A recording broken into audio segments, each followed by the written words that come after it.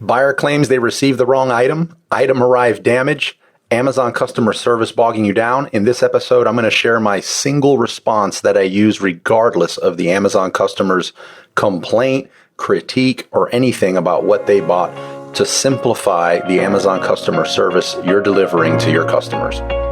Welcome back to the Wizards of Amazon podcast, your weekly blueprint for explosive success. I'm Carlos Alvarez, full-time successful Amazon seller and organizer of the largest Amazon seller meetup group in the world. Let's do this. Amazon customer service to me is one of the simplest areas to deal with on Amazon if you want it to be. Now, I did not start with the examples that I'm going to give you when it comes to customer service. I used to argue the things that came in. If somebody said they received a product that was not what they asked for, and I don't mean that the product was not as it described. I mean, they ordered a headset as an example and they claimed they received an ashtray.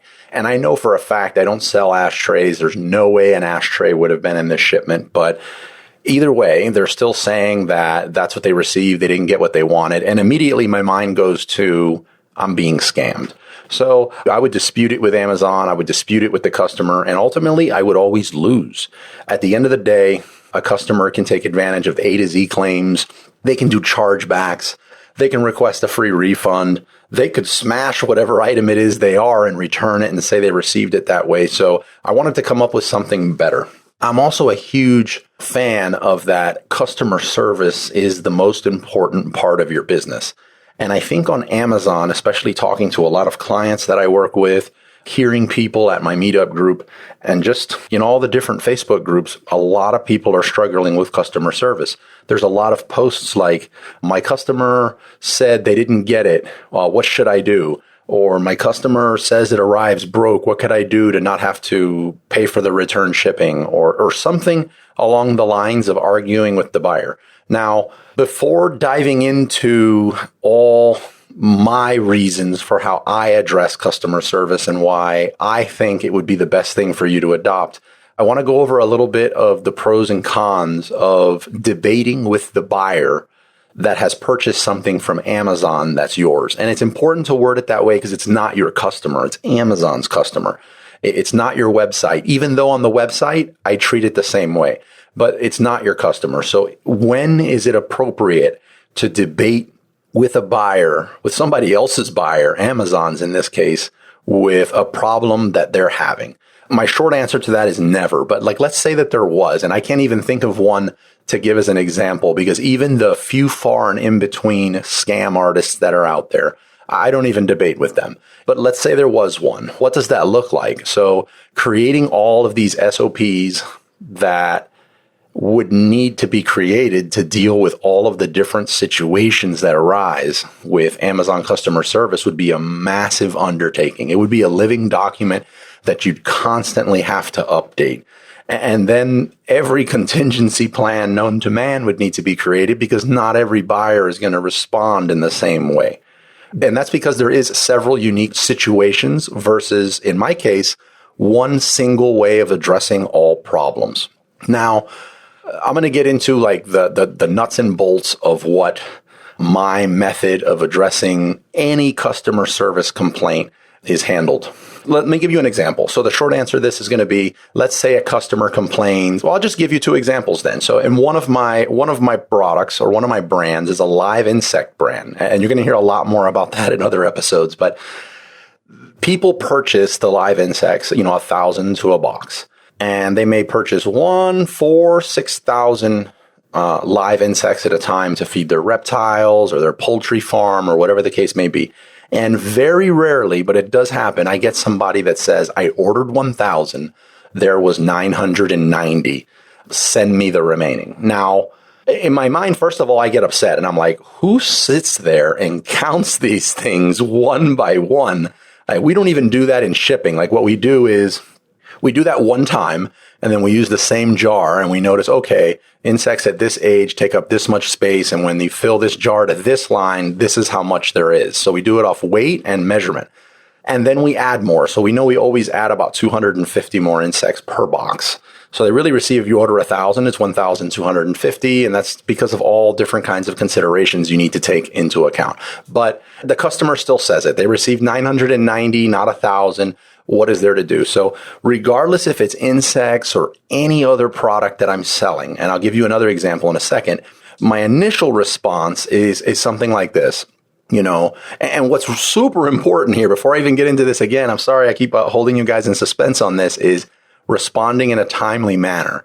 If you take a few days or even a day in most cases on Amazon to respond to the message of someone that had a problem with their order, you're too late. You need a magician at that point, not a customer service guru. So, at that point, they're frustrated. That's half the time it took them to even receive the product if they have Prime. So what I let them know is in a timely manner, I respond. My response rate is within 2 hours, I believe, of something coming in. I do have virtual assistants that handle customer service with me around the clock, but it's about 2 hours. Now, I let them know immediately I've received their email and I acknowledge what they said. So in this case, I received your email and I noticed that you've only received 990 of the 1,000 insects you were supposed to receive. This is not how we do things here. I've immediately looked into this and I'm going to follow up with you on what I have learned as to why this happened. I take full responsibility for what happened. We do check and weigh all of the shipments before they go out for quality control so that I know that the item is described. And in this case, I must have failed. For that, I apologize. Now, so that you don't have to wait in the meantime while I figure out what happened here, this is what I propose. And then I'm going to list these next items underneath. And those items are, 1, I have already initiated a full and complete refund of your order. This one's important. When you say this, I used to mess up and I would say this, and then after I hit send, I would go in and I would initiate the refund. And there were times, just being busy, there's a million things, when you're starting off and you're wearing all the hats, I would forget to actually initiate the refund. That really takes a lot of the wind out of your sails here and what you're trying to accomplish. So I would stop right here, open another tab, get the order, and initiate the full refund. So back to the point. So the first one is I've already initiated a full refund. You should already see this back in your bank account or have received a notification of it. Number 2, please confirm your ship to address so that I can send you a replacement order. Okay, why is this important? I obviously already have their address because I have their order. What I'm trying to do here is I'm going to wow this person with my customer service, and 99 point something % of the time for me, this one line gets them to reply. They're not fully aware that I don't have their ship to address right now. And I let them know, please send me your ship to address so I could send you a replacement with the full amount of, insert your product here, free of charge. And if you know already how you're going to ship it, like say UPS, FedEx, USPS, I also like to include that there. So it would say something like, please include your ship to address that can receive UPS shipments or USPS shipments in case they have a mailbox or something like that cannot receive packages from certain carriers. And then the third thing I let them know is that once you have provided me your ship to address, I'm going to follow up with a tracking number so that you can follow it. And excuse me, there's actually a fourth one here. I just add it on the bottom and I usually don't count it as a point, but I let them know there's no reason for them to ship me back the product that was not as described or incomplete in this case, as I do not want to inconvenience them further.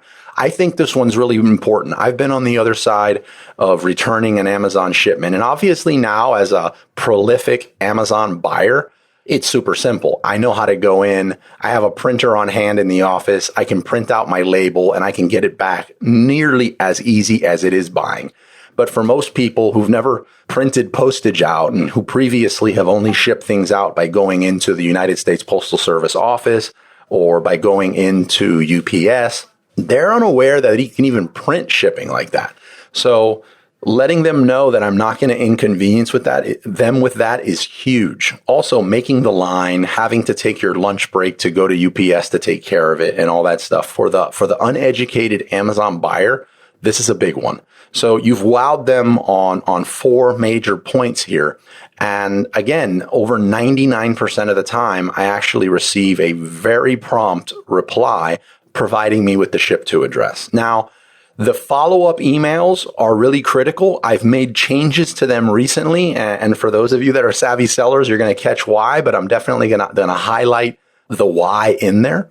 At this point, they may or may not have left a negative review. It seems more so lately, people are quicker to leave that negative review at this point. But either way, when they reply and thank me, my reply to them is providing them the tracking number. So if it's going to take a little while to provide them the tracking number because I'm processing a multi-channel shipment, basically drop shipping my own product from FBA, I won't do that. I'll actually create a shipment on my UPS account, my FedEx account, my DHL account, whatever the case may be, so that I can provide them a tracking number and an estimated date of arrival. Now, if I'm providing them a UPS tracking number and I know that I'm going to do a multi-channel fulfillment shipment, I will then update them later on and let them know that the tracking number has changed and this is it. But I want them at this point, after this conversation, to feel in total control of their destiny with this product, if you will, that they know the shipment's on the way, they can track it, and they'll have it in X amount of time, and that they're just totally wowed by the service to date. Another thing that I used to say, at this point, I also go in my calendar and I mark, hey, look, or I go into my pipeline or whatever tool I'm using, and I go ahead and mark, on such and such date at such and such time, I need to follow up with this person and make sure that the product we sent is as described. But taking a step back, so in that reply where I'm providing them the tracking number, what I used to provide, and it used to be huge for me, is I would let them know that it is my hope also that when you receive this product, that you will take a moment to revisit the review you left and leave us an honest review based on the degree of customer service you feel you have received once the problem was made aware to us. Now, why did I change that? Some of you might be like, yeah, you're going to get in trouble with that. That used to be completely okay. And it's possible that it still is. But with Amazon's magnifying glass on the whole review scandals that are going on, and we're going to talk a lot about reviews in other episodes, but with the magnifying glass that they currently have on review manipulation on Amazon currently, personally, that's above my risk tolerance there. I never want to get caught in trying to tell someone to revisit a review they already left. Now, I know Amazon terms of service is ambiguous in this area, and in this case, it's obviously not review manipulation.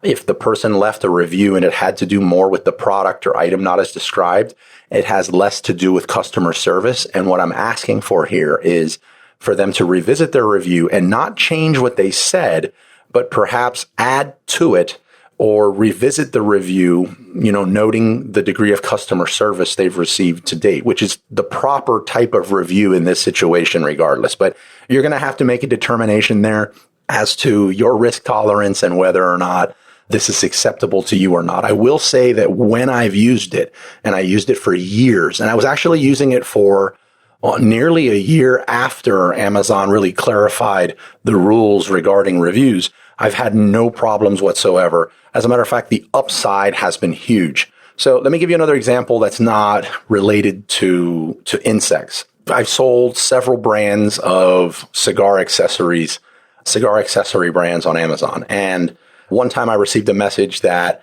from a buyer, actually two messages back to back. One of them was that the color was really off on this wooden cigar cutter that he received. And he really wanted the other one that was in the multi-variation one that's actually darker. So I think this one was like too bright. And immediately again, what goes in my head is, why didn't you just order the right one? Or why do you want me to deal with this? Why don't you just send this back in? Or why don't you just order the other one? Why are you going to make me deal with this? Instead, I replied with the same breakdown sequence that I just shared with you.